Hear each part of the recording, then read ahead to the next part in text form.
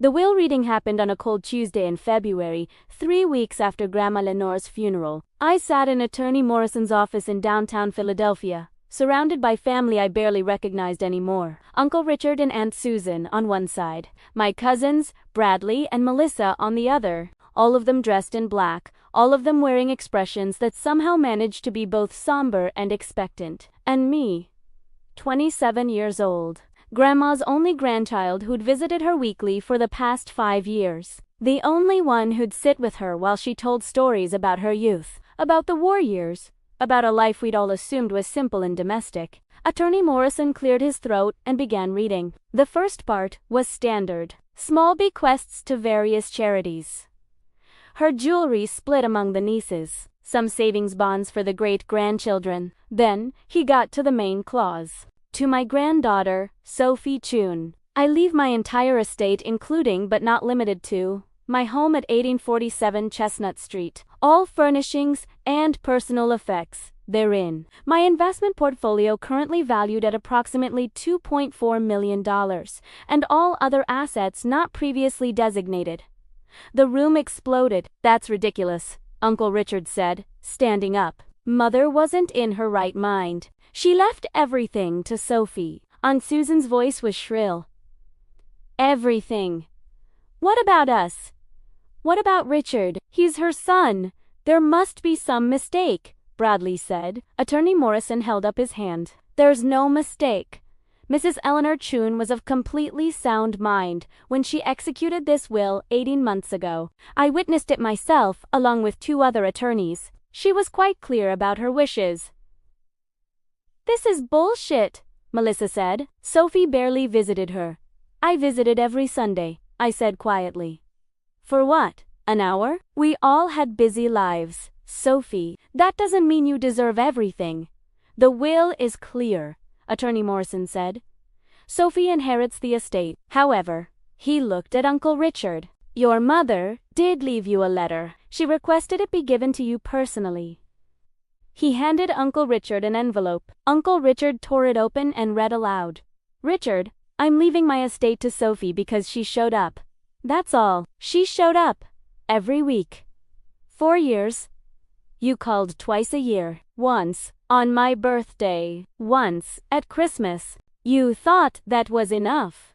It wasn't. Love isn't measured in blood relation.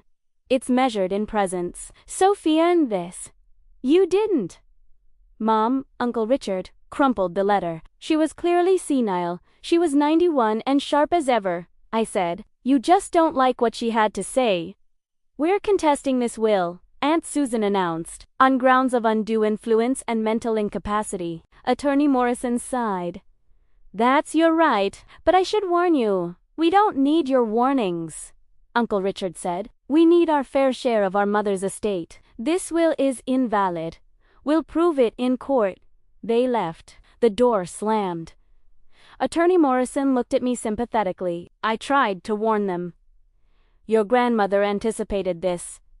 She left additional materials for you. Into how she said you'd know where to look. Where? She said to check the antique desk.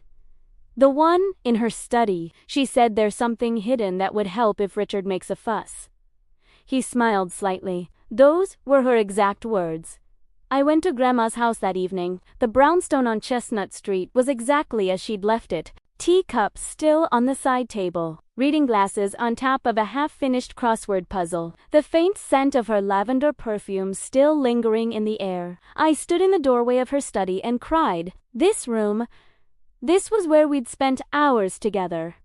Where she'd taught me to play chess. Where she'd told me stories about growing up in Shanghai before the war. Where she'd shared her recipe for mooncakes and her philosophy on life. Be present, she'd always said. That's the secret. Just show up. Consistently. Honestly. Everything else flows from that. The antique desk sat against the far wall. Mahogany, ornate. She'd brought it with her from China in 1952, one of the few possessions that made the journey. I sat down and examined it carefully. It was a beautiful piece. Multiple drawers, brass handles, detailed carvings of flowers and birds. But where would she hide something? I started opening drawers, checking for false bottoms, running my hands along the underside. Nothing. I pulled the desk away from the wall and examined the back panel. There, a seam, almost invisible. I pressed gently and heard a soft click. A hidden compartment opened. Inside was a leather folder, old, worn, and heavy. I opened it. Inside were documents, official documents, government seals, classified stamps, and a letter addressed to me in Grandma's handwriting. My dearest Sophie, if you're reading this, Richard has contested the will. I knew he would. He's always believed he was entitled to things simply because he exists, not because he earned them. I'm leaving you these documents because you need to understand who I really was, and because you need to know how to protect what I've left you. I wasn't just a housewife and mother, Sophie. I was an intelligence operative. For 40 years, during the war, during the Cold War, long after most people thought I'd retired, the desk you're holding this letter in was a gift from the OSS in 1945. The compartment was built specifically for carrying classified documents. I used it until 1989. The documents in this folder are from Operation Midnight Bell. It's still classified. If Richard pushes his case to court and makes claims about my mental capacity, you may need to use what you know. Be careful. Be strategic. And remember, I chose you because you showed up. Always show up, Sophie. Grandma, my hands were shaking. I looked at the documents, reports, operational summaries, communications intercepts, all dated between 1968 and 1975. All marked top secret. And at the bottom of the folder, a list of names, code names. I realized: Nightingale, Eleanor Chun, Mockingbird, Classified Cardinal, Classified Sparrow, General Thomas Pike Rhett. Thomas Pike. I knew that name. He was on the Joint Chiefs of Staff in the 1980s. A decorated general there were others too, some marked deceased, some marked active status unknown. And at the very bottom, a note in Grandma's handwriting. Operation Midnight Bell was a CIA operation tracking Chinese intelligence activities in North America from 1968 to 1975. I was the primary agent.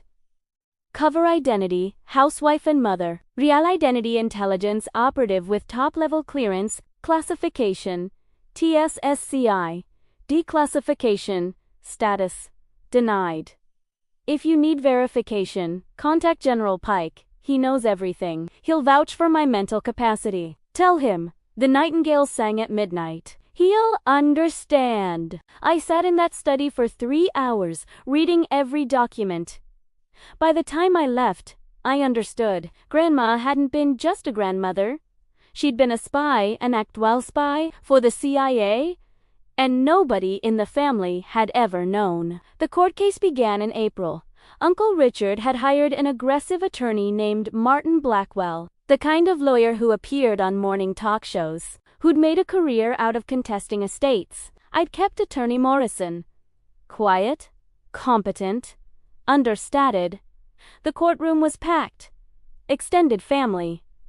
Curious observers. A few reporters. Blackwell had made sure this was public. Uncle Richard's case was simple. Grandma had been senile. I'd manipulated her, used my weekly visits to unduly influence her. The will should be invalidated, and the estate should go to her son, the proper heir.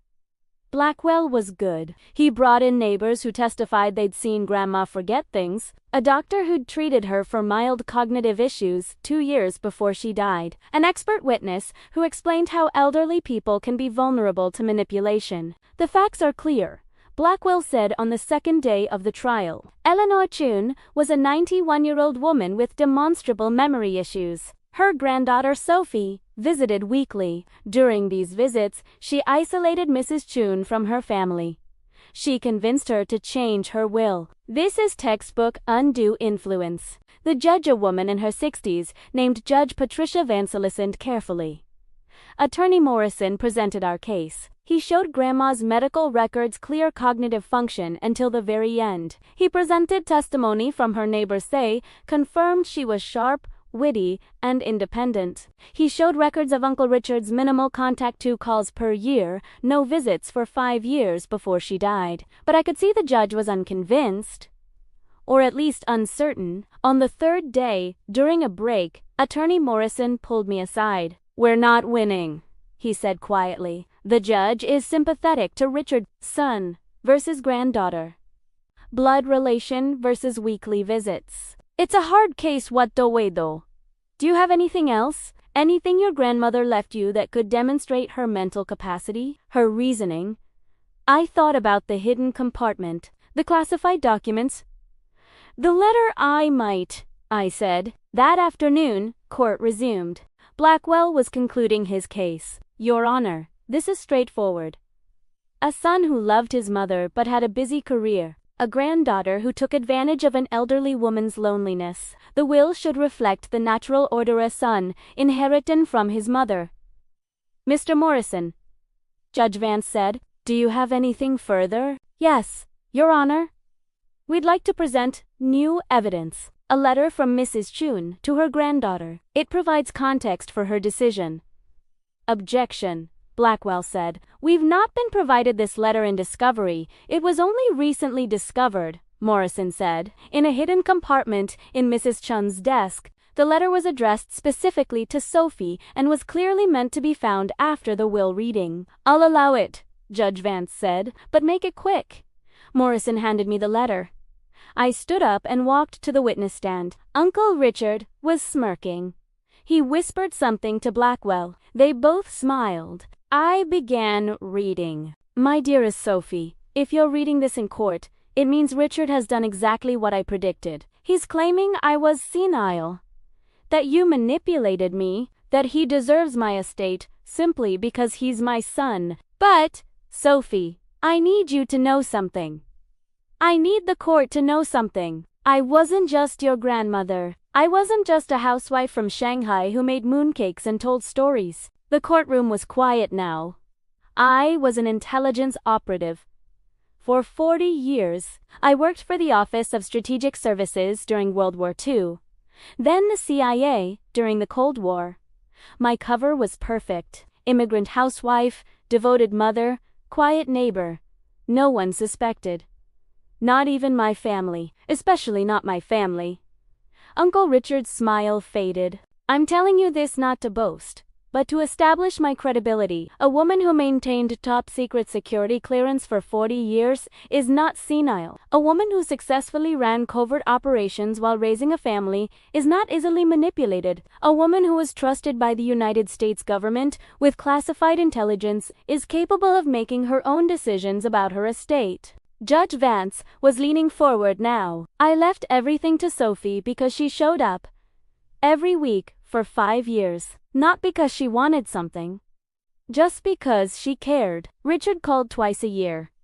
He thought blood relation was enough. It wasn't.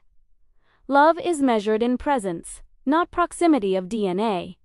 Sophie earned this estate. Richard did not." I paused. "Then, read the final paragraph. If the court doubts my mental capacity, I suggest they look into Operation Midnight Bell. My code name was Nightingale. I was the primary operative on a 7-year mission tracking foreign intelligence services. The operation is still classified, but the people who ran it are not. Contact them. Ask them about Eleanor Chun. Ask them if I was capable of making my own decisions. Eleanor Chun, Formerly, Agent Nightingale, CIA." I looked up. Uncle Richard was white as paper. Blackwell was frantically whispering to him. "Your Honor," I said. "My grandmother anticipated this challenge. She left me documentation. I have it with me. I can't present it publicly because it's classified. But I can tell you the operation name. Operation Midnight Bell. And I can tell you the name of someone who can verify everything." "This is absurd," Blackwell said, standing up. "Your Honor, this is a desperate fantasy operation. Midnight Bell," I repeated. "General Thomas Pike, retired. He was the operations supervisor. My grandmother said to tell him. The nightingale sang at midnight. He'll verify everything. Judge Vance's face had gone completely white. Se stood up immediate recess. All counsel in my chambers. Now, in chambers, Judge Vance closed the door and turned to me. Ms. Chun, do you understand what you just said in open court? Yes, Your Honor. You just named a classified operation. That's a federal crime. My grandmother gave me permission. In writing, she said if I needed to protect her wishes, I could reveal the name, only the name, not the details. Do you have this written permission? I handed her Grandma's letter, the full one, not the sanitized version I'd read in court. She read it carefully. This is ... extraordinary. My grandmother was extraordinary. You said General Pike can verify? Yes, Your Honor. She left me a code phrase. She said he'd understand. Judge Vance picked up her phone. I'm calling the Department of Defense. This is going to take time. But, Ms. Chun, if this is true, if your grandmother really was an intelligence operative, changes everything. Blackwell was red-faced. Your Honor, this is a stalling tactic, a fantasy concocted to, Mr. Blackwell, sit down and be quiet. She made the call. It took 6 hours. We waited in the courthouse, Uncle Richard and Blackwell in one room, Morrison and me in another. At 7 p.m., Judge Vance returned. I've spoken with the Department of Defense, she said. Her voice was different. Quieter. More careful. I've also spoken with General Thomas Pike. He's 94 years old, still sharp, still bound by security clearances, but he was willing to confirm certain facts. She looked at Uncle Richard. Eleanor Chun was indeed employed by the United States government in an intelligence capacity from 1943 to 1989. Work was classified and remains classified. General Pike described her as one of the most capable operatives he ever worked with. He stated, and I quote, Eleanor Chun maintained operational security for 46 years. She successfully balanced a cover identity with active intelligence work. She was brilliant, disciplined, and absolutely sound of mind until the day she retired. Uncle Richard's mouth was open. For termore. Judge Vance continued. General Pike confirmed that Mrs. Chun's security clearances required annual psychological evaluations. She passed every single one. Her final evaluation was in 1989, at age 6. The report, which I was allowed to see in redacted form, stated she had exceptional cognitive function and judgment. She turned to me. Ms. Chun, your grandmother was a remarkable woman, and she was absolutely capable of making her own decisions about her estate. The will stands as written, Your Honor. Blackwell started. Mr. Blackwell, I'm not finished.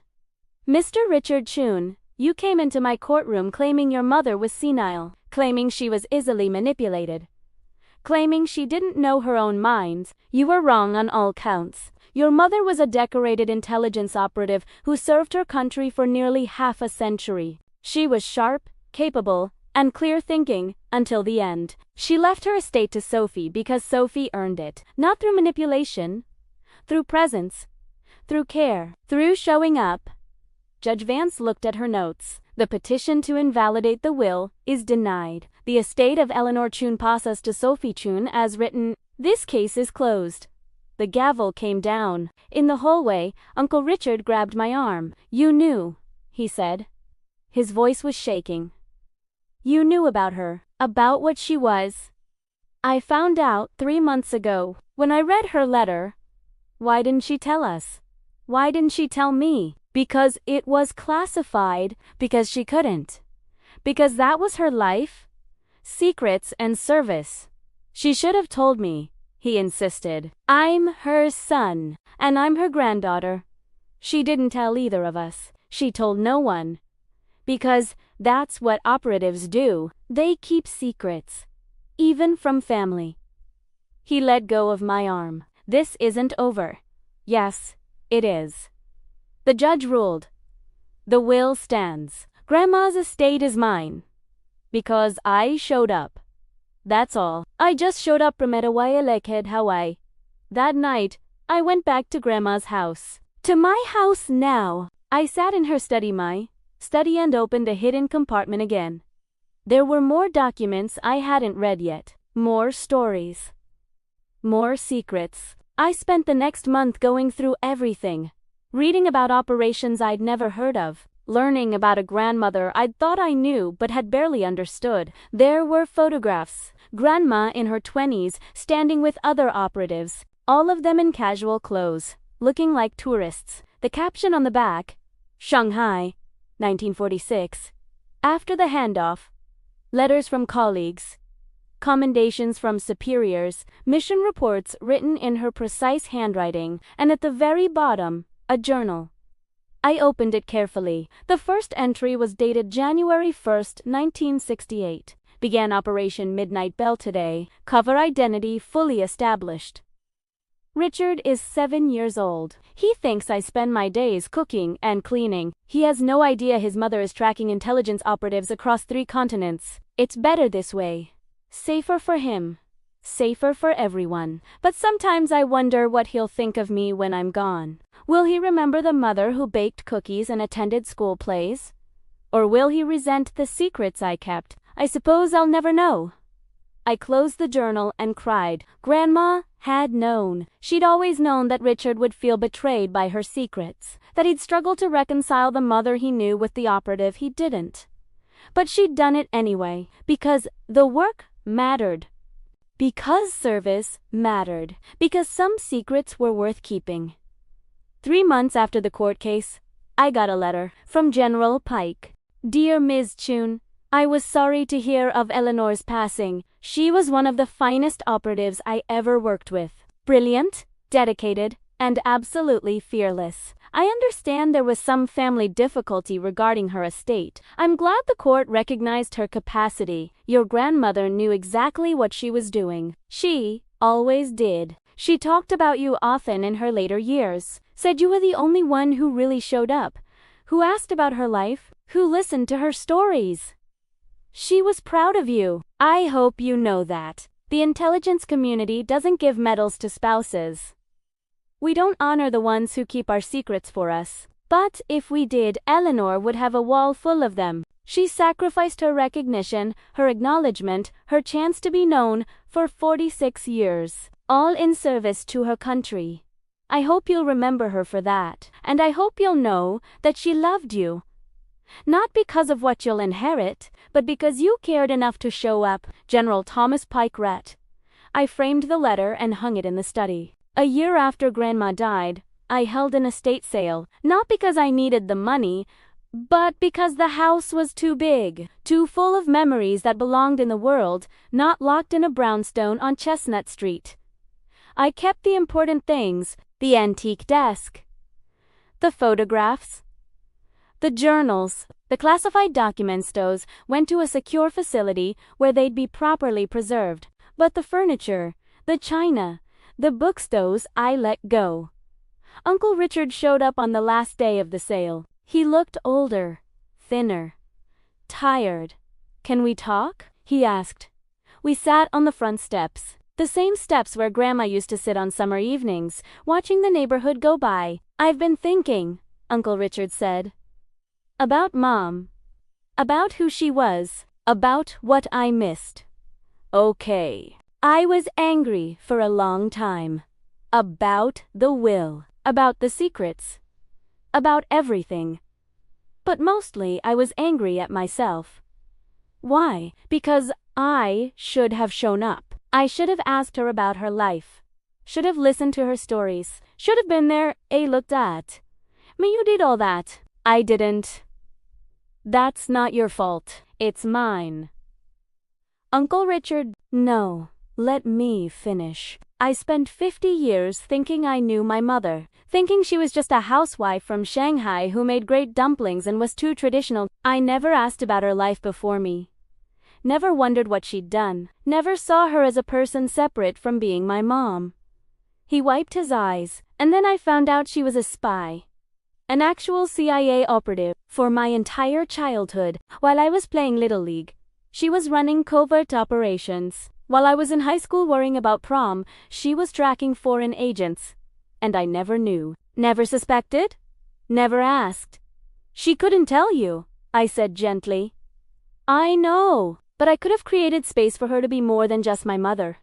I could have asked about her dreams, her past, her life. Instead, I just assumed she existed to serve me, that her identity began and ended with being my mom.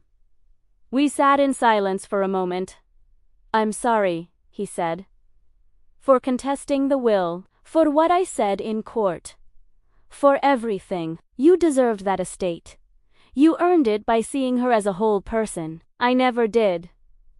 It's not too late, I said, to learn about her. I have her journals. Letters, stories from her colleagues. You can read them if you want. Know who she really was.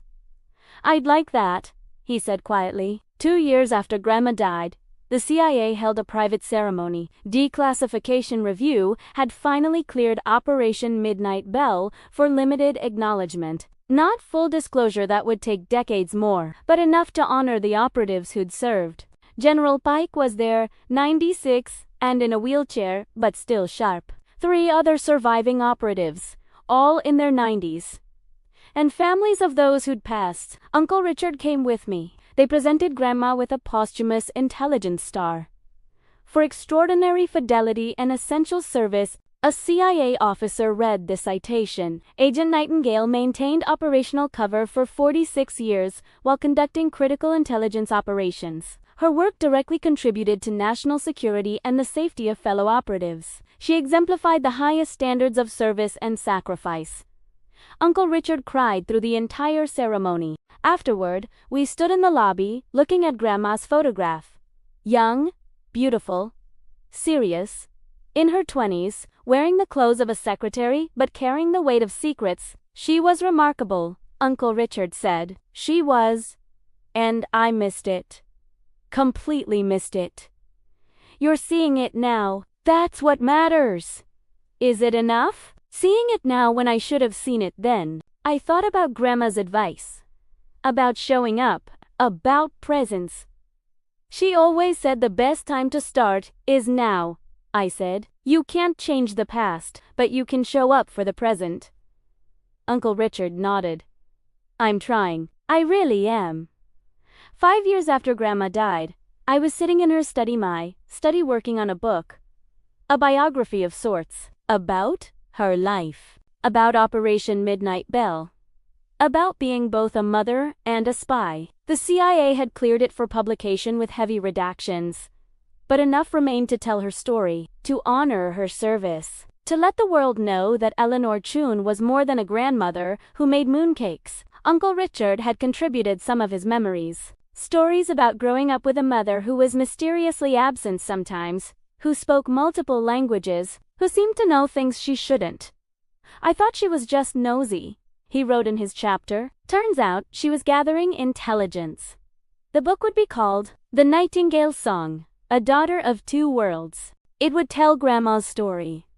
About being born in Shanghai, about fleeing to America during the war, about being recruited by the OSS, about 46 years of classified service. But mostly, it would tell the story I'd learned from her, that love is measured in presence. That showing up matters. That the people who really see us, who really listen to us, are the ones who deserve our trust. On the day I finished the manuscript, I opened the hidden compartment in the antique desk one more time. There was one last envelope I hadn't found before, hidden in a false bottom beneath the false bottom.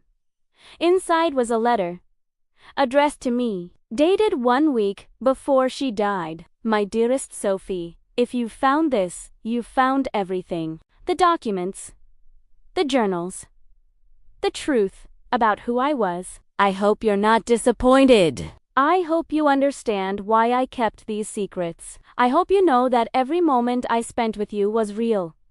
The stories, the chess games, the mooncakes, that was the real me too. Not just the cover identity actual me. We're all multiple people.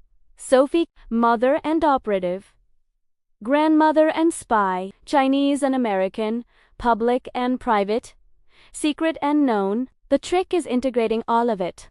Being whole, even when the world only sees parts. I left you my estate not because you're the most deserving family member, but because you saw me whole. You saw past Grandma to Eleanor. You asked about my life, my stories, my past. You made space for me to be more than one thing. That's rare, Sophie. That's precious. That's love. Thank you for showing up. Thank you for seeing me. Thank you for being the kind of person I could trust with my truth. I love you. I'm proud of you, and I know you'll do good things with what I've left you. Grandma Eleanor Agent Nightingale. I sat at the desk and cried. Then I opened my laptop and added one final chapter to the book. About what it means to truly see someone. To show up. To be present. About how the greatest gift we can give anyone is attention. Real attention. The kind that sees past roles to people.